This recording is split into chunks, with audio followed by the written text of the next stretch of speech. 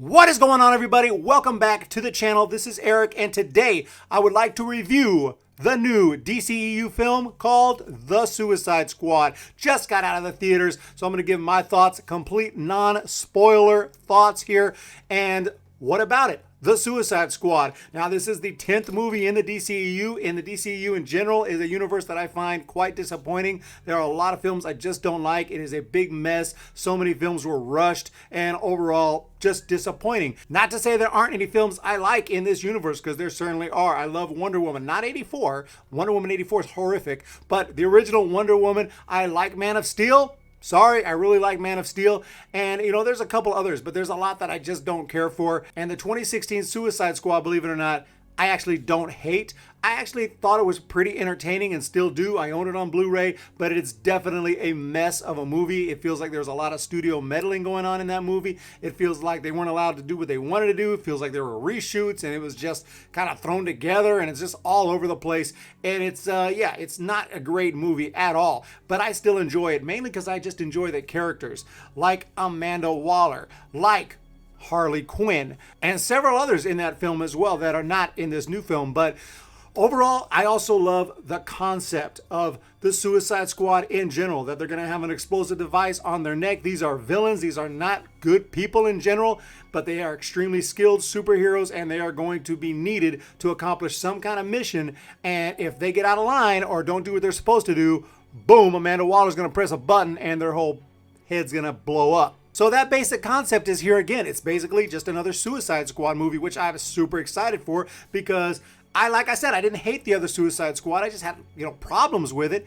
Maybe this film can be with that same concept, some of the same characters even, such as Harley Quinn, who I love. And maybe it's just going to be better. A film that's not all over the place. Maybe it could be a film that the studio didn't get their dirty little fingers in and actually let the filmmaker do his or her thing. In this case, it's James Gunn, who is the writer and director. And I believe he was allowed to make his own film. And this film is definitely much more cohesive. It definitely has the same tone throughout. It doesn't feel like a mess of a film, although it is a crazy ass film. And the big question is this a movie with the same kind of premise, the same idea, but executed much better? I would say the answer is definitely yes. Viola Davis plays Amanda Waller once again, and I liked her in the 2016 Suicide Squad, but here she's even better. She's allowed to really show how hardcore that character is. She gets emotional, she gets pissed off, and it's absolutely awesome, and I love her in this film. Harley Quinn, of course, once again, this is her third DCEU movie. I love every movie she's in, every time she's on screen. I happen to be a fan. Some people don't really like this character, or at least not as portrayed by Margot Robbie. I happen to love it. I loved her in Birds of Prey. She's a big part of why I actually like that movie. That movie is going to be on the upper half of my rankings for the DCEU.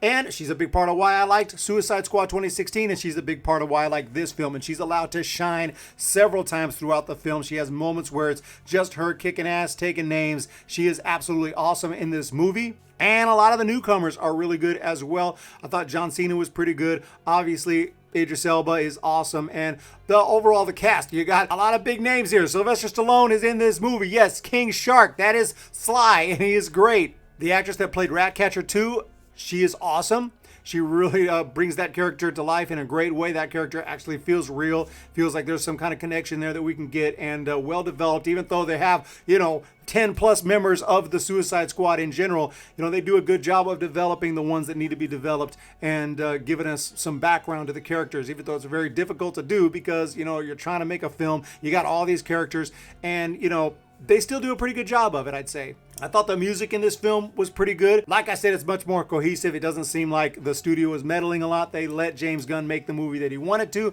Now, you might not like some of the musical choices. You might not like some of the humor in this movie.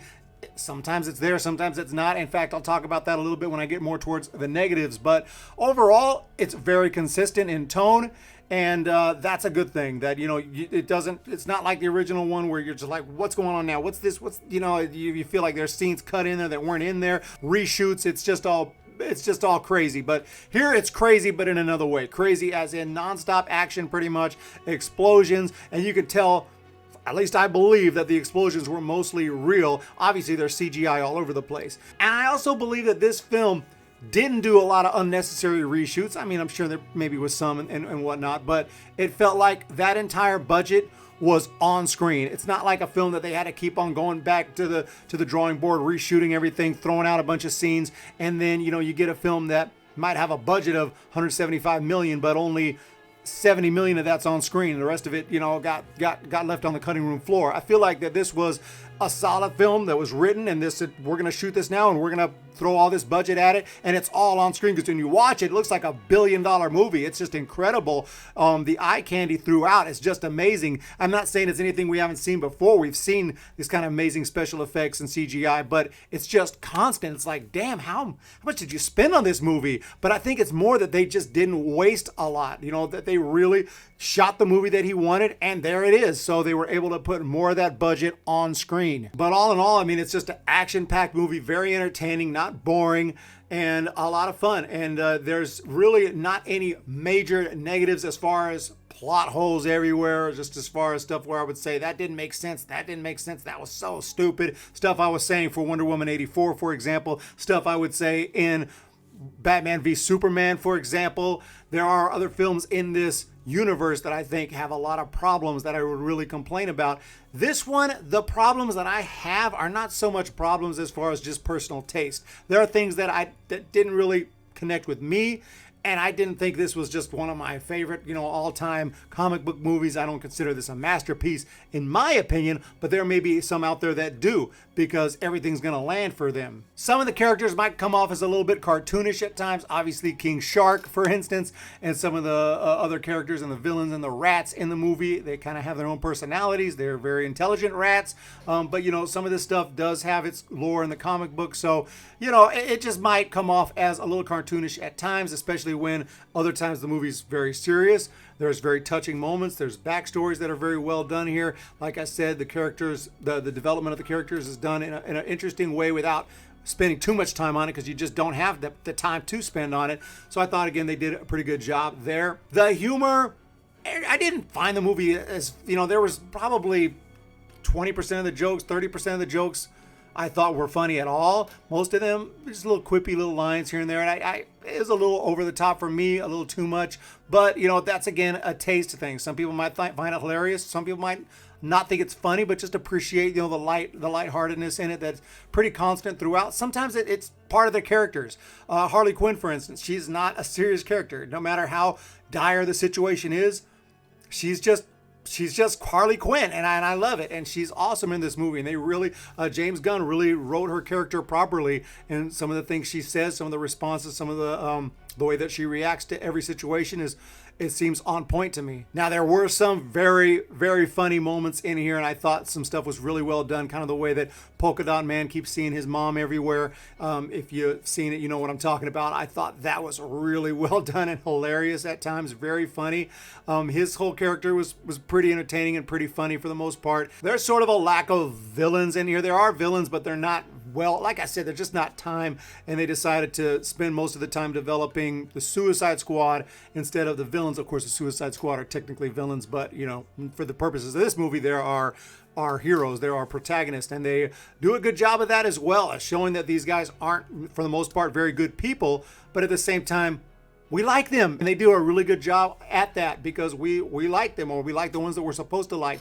Idris Elba's character, and of course Harley Quinn. Love Harley Quinn. So I thought, you know, they did a pretty good job of balancing that, making sure that we know that these are villains, these are bad people, but we don't hate their guts. Another thing I want to shout out to this movie is, without giving any specific spoilers, I will just say you don't really know who's going to make it, which gives these stakes. You don't know who's going to make it or who's not. That's interesting. That's cool, because some movies you watch, you already know. Yeah, all the good guys are going to win and all the bad guys are going to lose and going to go home happy. You really don't know as you watch this film. And it's shown very early and throughout that, you know, not everyone that we like is going to make it. You know, not everyone is going to make it just because they're a protagonist, a good guy or whatever, even though, again, they're villains. But for the purposes of the movie, they are good guys. And yeah, you don't know. There's secrets here, and there are debates. Some of them don't like each other. It's not all just, you know, It's not predictable. I'll say that. It's not super predictable, which makes it more exciting. You don't really know where this is going. And so, yeah, there's really no massive, glaring flaws with the film. It's just a taste thing.